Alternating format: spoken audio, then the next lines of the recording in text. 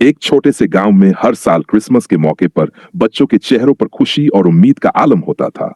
लेकिन इस साल कुछ अलग था। गांव के बच्चे इंतजार कर रहे थे उस रात्रि का जब सांता क्लॉस उन्हें तोहफे देने आता है।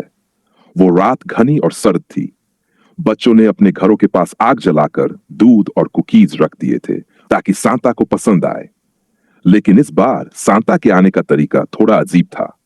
जैसे ही रात का सन्नाटा छाया, अचानक गांव में एक अजीब सी खामोशी छा गई। रात के करीब 4 बजे एक कराफटा सफेद पोशाक पहने हुआ आदमी, जो सांता क्लॉस की तरह दिख रहा था, किसी बच्चे के घर के पास से गुजर रहा था। उसकी लंबी सफेद दाढ़ी और लाल कोट उस खौफनाक अंधेरे में और भी डरावने लग रहे थे।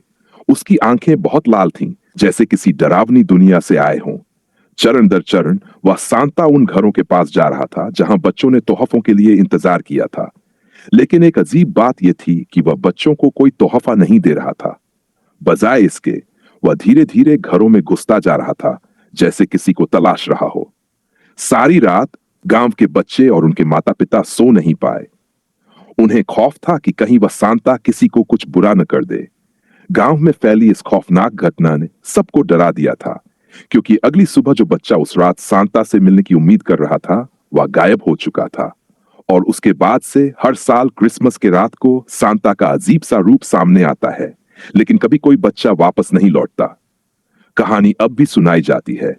हर साल दिव्या उस भयावह रात के बारे में जब सांता के रूप में एक आत्मा गांव में घूमने आई थी। गांव में बच्चों की गुमशुदगी के बाद डर का माहौल और गहरा हो गया। माता पिता ने हर संभव कोशिश की थी, लेकिन कोई भी बच्चा वापस नहीं मिला। गांव वालों ने समझा कि यह सब सिर्फ एक भूतिया अफवाह है, लेकिन हर साल क्रिसमस की रात को डर और खौफ बढ़ता ही गया। कुछ महीने बाद गांव के एक बुजुर्ग व्यक्ति, जिसे लोग चाचाजी कहकर बुलाते थे, ने इस रहस्य को सुलझाने का निर्णय लिया। वह हमेशा अपनी खामोशी और गंभीरता के लिए जाने जाते थे। चाचाजी ने बताया कि यह सिर्फ एक कहानी नहीं, बल्कि एक खौफनाक सच है।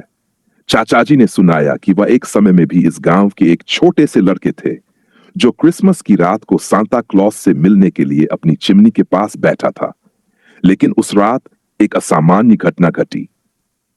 सांता क्लॉस जैसा दिखने वाला एक शख्स उनके घर में घुस आया था, लेकिन वह कोई खुशमिजाज व्यक्ति नहीं था। उसकी आंखों में खौफ था और उसकी मुस्कान में एक गहरी पीड़ा छिपी हुई थी।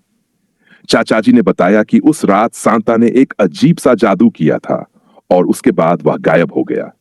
तभी से गांव में बच्चों की गुमशुदगी का सिलसिला शुरू हो गया। चाचाजी ने यह भी कहा कि वह सांता असल में किसी डरावनी आत्मा का रूप था, जो हर साल क्रिसमस के दिन अपने दर्द और बुरे कामों को छोड़ने की कोशिश करता था। वह सांता नहीं, बल्कि एक शापित आत्मा थी, चाचाजी ने कहा, जो किसी बुरे कर्म के कारण क्रिसमस की रात को वापस लौटता है ताकि अपने कर्मों को फिर से निभा सके। गांव वालों ने चाचाजी के शब्दों को गंभीरता से लिया और समझा कि इस समस्या का हल सिर्फ एक बात में हो सकता है, उस आत्मा को शांति देना। लेकिन इसके लिए उन्होंने एक खौफनाक कदम उठाने का फैसला किया। वे सांता के रहस्यमयी रूप का सामना करने के लिए पूरी रात तैयार हो गए थे। क्रिसमस की रात आई। जैसे ही रात का सन्नाटा छाया, गांव के लोग एक विशेष जगह पर इकट्ठा हुए और वे सभी मिलकर उस आत्मा को शांति देने के लिए तैयारी करने लगे। उनकी आंखों में डर था, लेकिन उनमें एक उम्मीद भी थी कि इस डरावने चक्र को तोड़ने का यह आखिरी मौका हो सकता है। अचानक सांता जैसा दिखने वाला वही डरावना शख्स फिर से गांव में दिखाई दिया। उसकी आंखों में वही लाल रंग था, लेकिन इस बार उसके चेहरे पर एक अलग सी उदासी थी। लोग जानते थे कि यह वही आत्मा है जिसने कई सालों से बच्चों को अपना शिकार बनाया था, लेकिन इस बार वे डर से नहीं, बल्कि साहस से उसका सामना कर रहे थे। सांता धीरे धीरे उनकी ओर बढ़ा और फिर एक घना अंधेरा छा गया। गांव में एक भयानक चुप्पी पसरी थी, जैसे समय रुक गया हो। अचानक एक तेज चीख सुनाई दी और फिर सब कुछ शांत हो गया। सुबह हुई और जब लोग बाहर आए तो उन्होंने पाया कि गांव में सभी बच्चे वापस लौट आए थे, लेकिन सांता का खौफनाक रूप अब कहीं नहीं था। गांव वालों को महसूस हुआ कि उन्होंने उस शापित आत्मा को शांति दी है और अब उनके गांव में फिर से खुशी लौट आई है। लेकिन एक सवाल अभी भी सभी के मन में था, क्या सचमुच सांता का खौफ खत्म हो चुका था या वह अगले साल फिर से लौटेगा?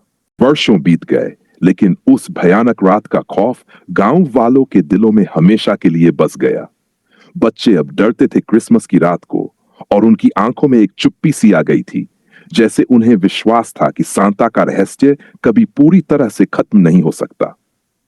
चाचा जी अब भी गांव में थे, लेकिन उनकी आंखों में अब कोई डर नहीं था, क्योंकि उन्होंने वह शापित आत्मा शांति देने के लिए जो किया, वह उनकी आत्मा को सुकून दे चुका था। लेकिन एक और अजीब बात हुई। उस रात के बाद से गांव में कुछ अजीब घटनाएं घटने लगीं। हर साल क्रिसमस के पास किसी न किसी बच्चे को कुछ अजीब सी आवाजें सुनाई देने लगी, और कभी-कभी ये आवाजें रात में घरों के आसपास से आती। कुछ लोग कहते थे कि उन्होंने रात को अपनी खिड़कियों से एक सफेद पोशाक पहने हुए आदमी को देखा था, जो चुपचाप उनके घर के पास घूम रहा था। एक साल जब क्रिसमस फिर से आया, तो चाचा जी की तबीयत अचानक खराब हो गई। सभी ने सोचा कि वह बुजुर्ग हो गए हैं और शायद अब उनकी आखिरी घड़ी आ चुकी है। लेकिन जब वह अपनी मौत के करीब पहुंचे, तो उन्होंने एक रहस्य खोला। तुमने उस आत्मा को शांति दी थी, लेकिन यह सब खत्म नहीं हुआ है, चाचा जी ने अपने अंतिम शब्दों में कहा।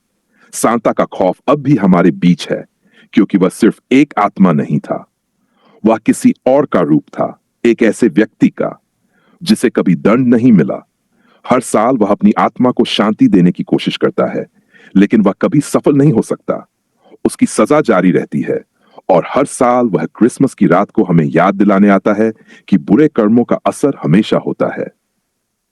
चाचा जी की मौत के बाद गांव में एक और खौफनाक घटना हुई। उस वर्ष के क्रिसमस की रात अचानक फिर से गांव में एक सफेद पोशाक पहने हुए आदमी की आवाज सुनाई दी।